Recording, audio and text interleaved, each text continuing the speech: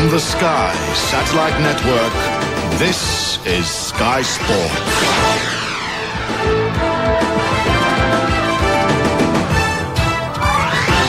Give me a wide shot, you're too close. Effects on 1, mix on 2. Now, please. And cue. 3, 2, Ready on B. 1, 0. Platt's goal enough for England at Wembley. Venables now unbeaten in 6. Keane steers the Republic to all 3 points in Belfast. They hit 4 past Northern Ireland. But brown Scotland held by Russia at Hampden. And Smith and the Welsh humiliated in Georgia. Who can save Wales now?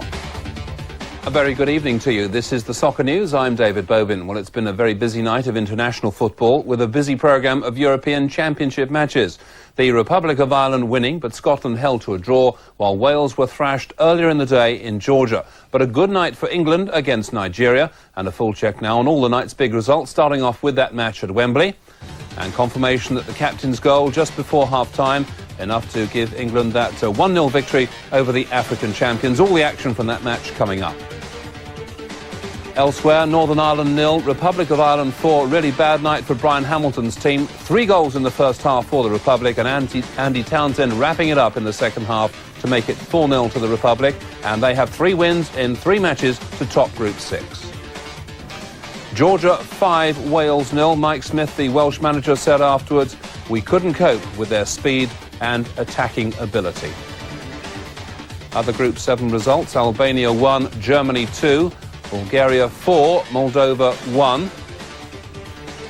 And Scotland 1, Russia 1. The goal there from Scott Booth after 19 minutes. That's his 3rd goal in 7 matches. Radchenko for Russia 6 minutes later.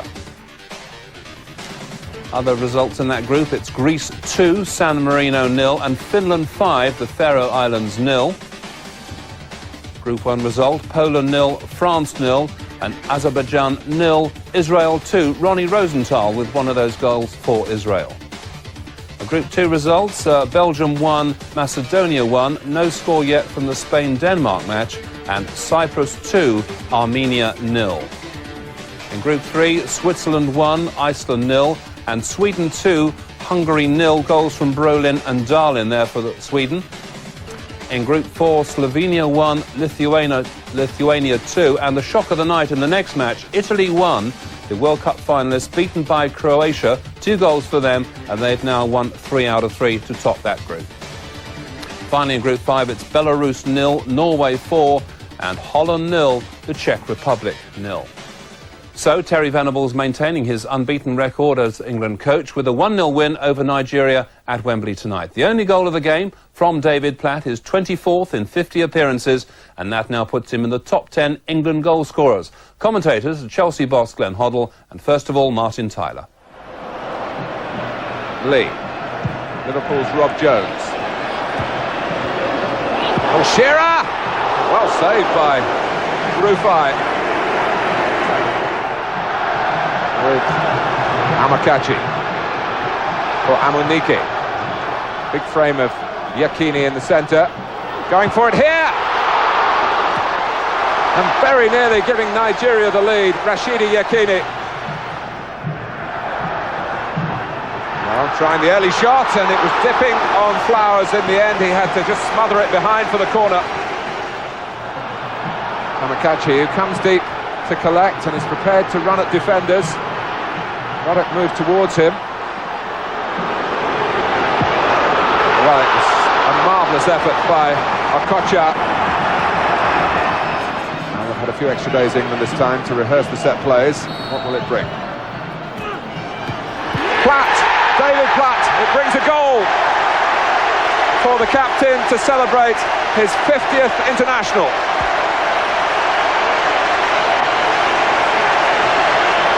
Yes, great position for England, a free kick for England. They've worked at it, how he spun round the back.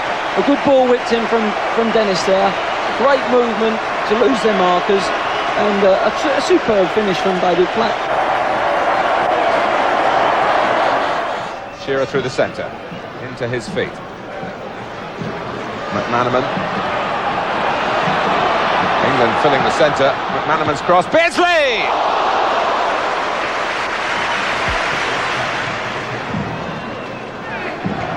Wise.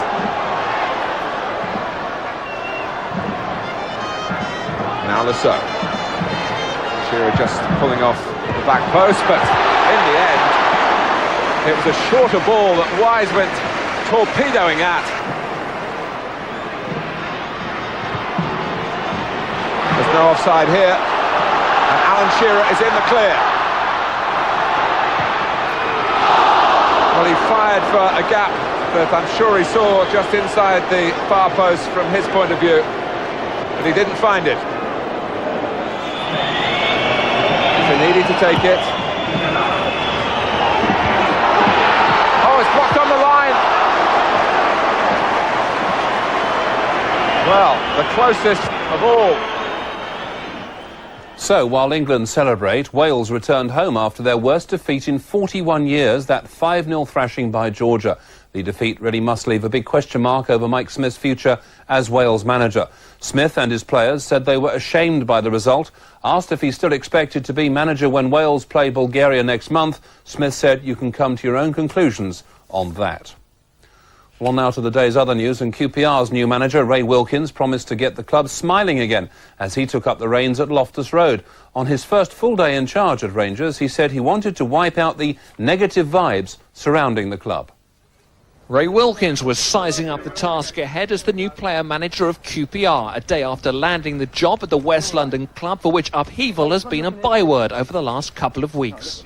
First priority is to get the confidence and the self-belief back into the players. They've had a very, very traumatic couple of weeks. It's not been very pleasant for everybody at the club. And I think the main priority is to get a smile back on their face, get out there on the training field and have a good old training session with them and hopefully just instill a little bit of that confidence and self-belief back in them. There's also an immediate need to guarantee that his top stars stay with the club. Les Ferdinand has demanded urgent talks with Wilkins about his future. I don't want him to leave, no. I think the club at the moment have a very, very strong squad. And that be from youth team right the way through to the first team. So for anybody to leave, we'll weaken that outfit, and I don't want that to happen. I've been assured that that won't happen until at least the end of the season. But who knows, football is a season-to-season game. Chairman Peter Ellis issued a statement urging the fans to end their protests against majority shareholder Richard Thompson, outlining Thompson's £12 million input into the club. While denying Ferdinand is for sale in the immediate future, he says QPR is currently in the red to the tune of £6 million, £5 million of which is being lent interest-free by Thompson Investments, and £1 million of which is personally guaranteed by them. Ray Wilkins has long been respected as a deep-thinking player with great experience gained playing for England internationally, as well as in our own domestic league, Italy, France and Scotland.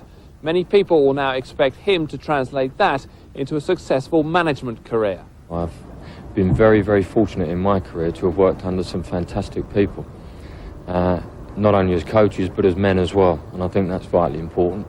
I think I've picked up a little bit from everybody, and hopefully I can pass that across to the guys here, and we'll have a nice successful time. Wilkins is recovering from a foot injury and doesn't know when he'll be fit to play, but he'll take charge of his first match against Leeds on Saturday. Julian Waters, Sky Sports at QPR's training ground. And First Division Oldham are also getting used to a new player manager. The club today confirmed Graham Sharp as the new man in charge at Boundary Park. Sharp had been in temporary control following the departure of Joe Royle last week. His first move was to bring in the former Everton manager Colin Harvey as his assistant.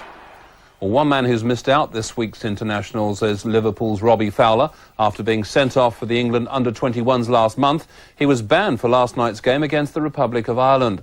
But Fowler, nevertheless, remains one of England's best prospects for the future.